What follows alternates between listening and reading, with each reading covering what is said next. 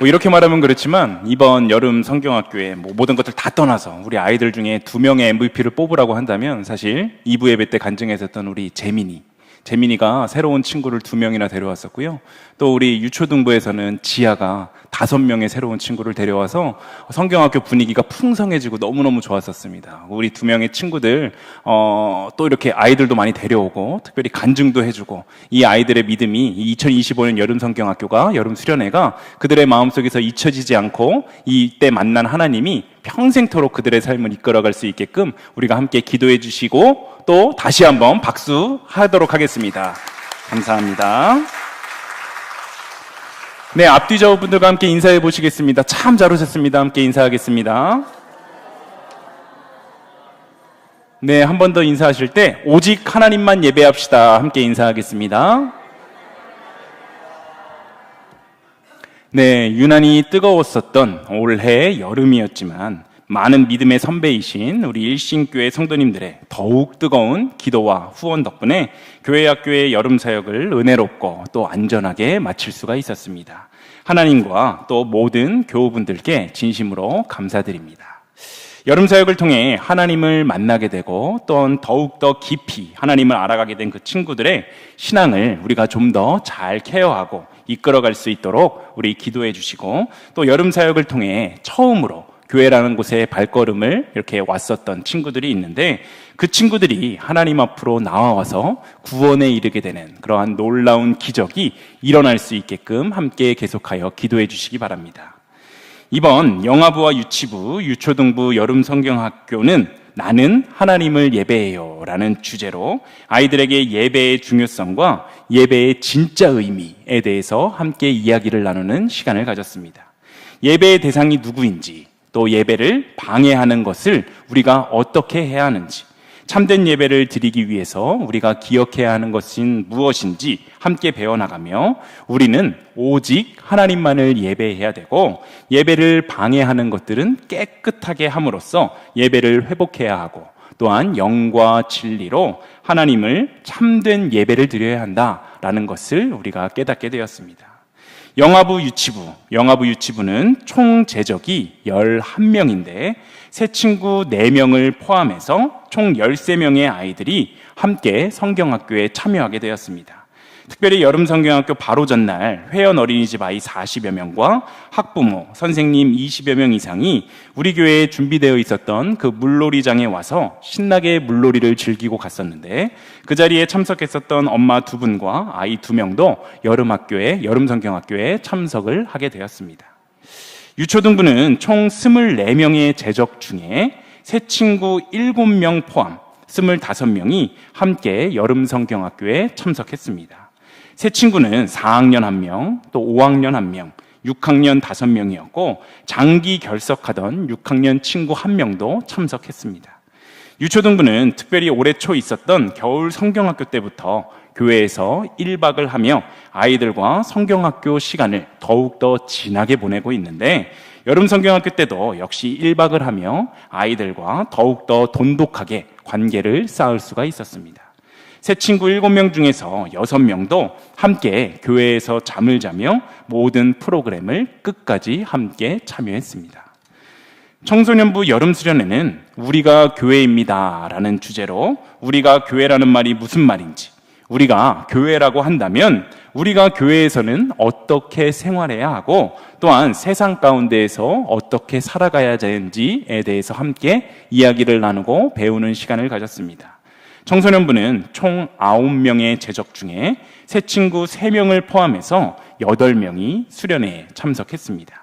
새 친구는 중학교 1학년 1명, 중학교 3학년 2명인데 새 친구는 모두 이제 일신교회에서 신앙생활을 하기로 결단하게 되어서 제적에 추가하고 잘 케어해 보려고 합니다. 이로써 청소년부가 12명, 이제 2자릿수 제적을 이루게 되었습니다. 2025 교회학교 여름사역 새 친구 14명을 포함 총 46명의 학생과 26명의 교역자와 선생님들이 큰 은혜를 받는 귀한 시간이었습니다. 여름 사역을 통해 귀한 하나님의 사랑을 경험한 우리 교회학교 한영훈이 이제 혼탁하고 이 어지러운 세상 가운데에서 하나님의 말씀으로 굳게 서고 세상을 하나님의 향기로 물들일 수 있도록 끊임없이 기도해 주시고 격려해 주시기 바랍니다. 우리는 매주일 교회에 모여서 예배를 드리죠. 그런데 혹시 이런 생각을 해보신 적이 있으신가요? 내가 과연 예배를 잘 드리고 있는 것일까? 어떤 분은 이렇게 말씀하십니다. 오늘 예배가 참 은혜로웠다. 혹은 오늘 예배는 별로 은혜가 안 됐어.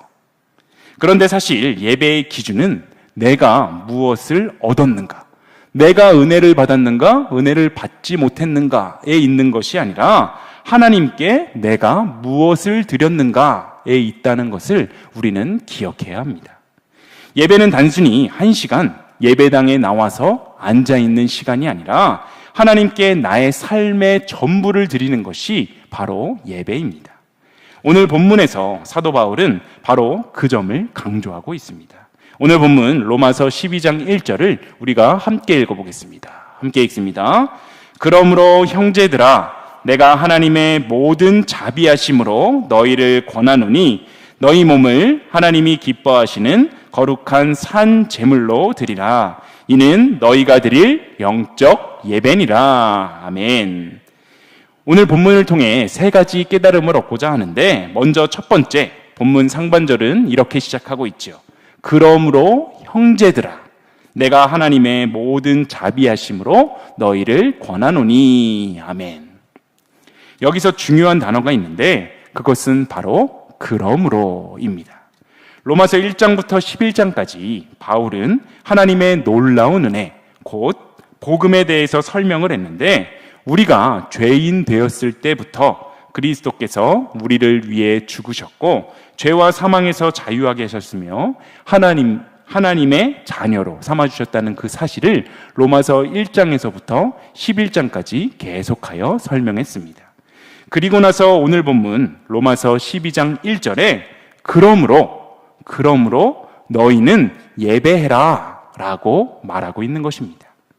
즉 예배는 우리가 일주일에 한 번 혹은 2-3번 나와서 앉아서 의무감으로 드려야 하는 그런 것이 아니라 하나님이 우리에게 주신 그 은혜가 너무나도 크고 감사해서 그에 따른 자연스러운 반응으로 드려야 한다라고 말하고 있는 것입니다.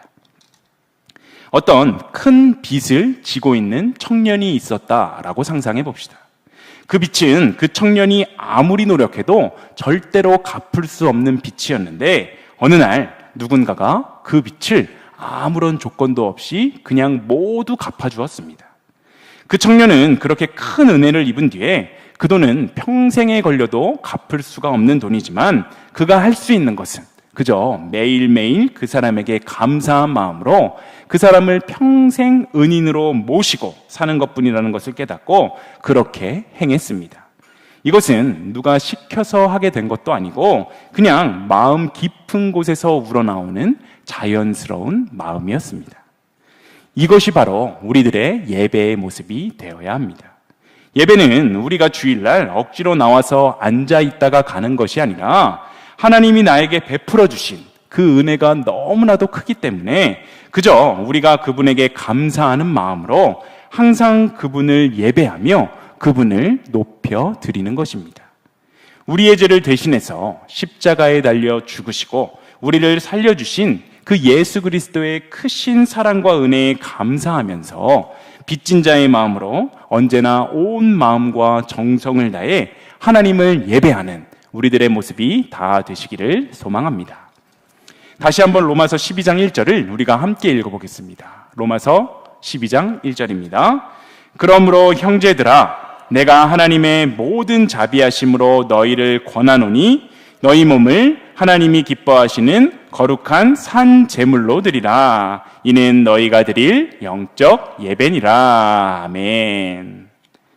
오늘 본문을 통해 주시는 두 번째 깨달음은 본문 중반절 너희 몸을 하나님이 기뻐하시는 거룩한 산 제물로 드리라 라는 이 말씀입니다.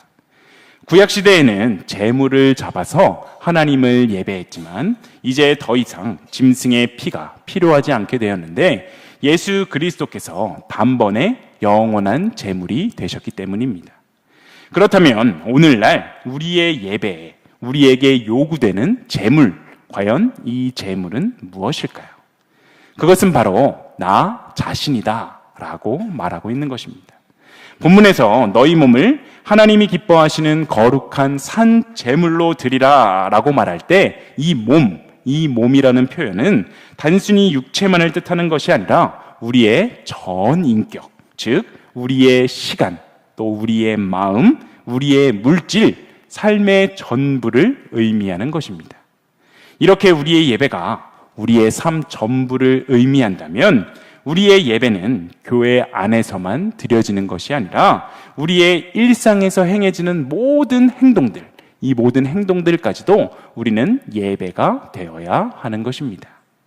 한 집사님은 직장에서 일을 할 때도 예배를 드리는 마음으로 한다라고 고백합니다. 그는 회사에서 문서를 하나 만들 때에도 결제 도장을 받을 때에도 정직과 성실을 지키려고 애썼습니다.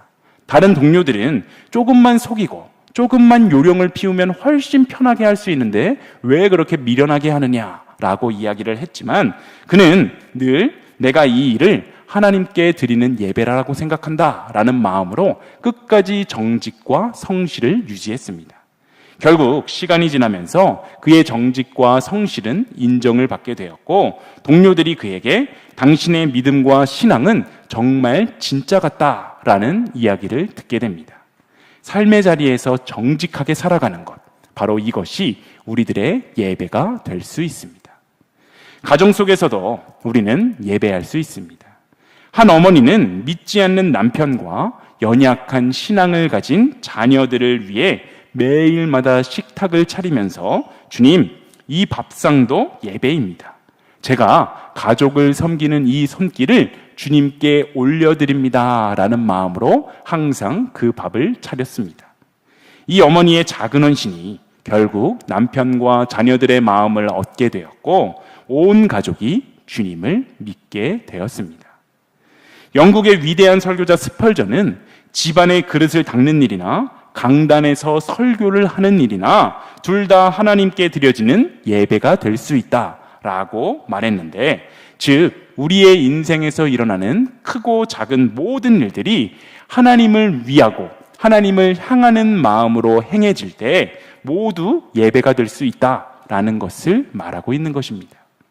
지금처럼 주일에 예배당에 나와서 정해진 시간, 정해진 장소에서 주님을 예배하는 것, 이것은 물론 예배이지만 나의 삶의 터전인 직장에서도 정직하고 성실하게 일하는 것, 바로 그것도 예배이며 가정에서 가족들을 사랑으로 섬기는 것, 이것도 예배이고 이웃에게 친절을 베풀고 어렵고 소외된 사람들을 돌보며 그들을 돕는 것도 예배다라는 사실을 기억하며 우리의 인생에 하나님 앞에 거룩한 산 제물로 드리는 우리의 모두의 인생이 되시기를 소망합니다. 오늘 본문을 통해 우리에게 주시는 마지막 세 번째 깨달음은 본문의 하반절, 이는 너희가 드릴 영적 예배니라 라는 말씀입니다.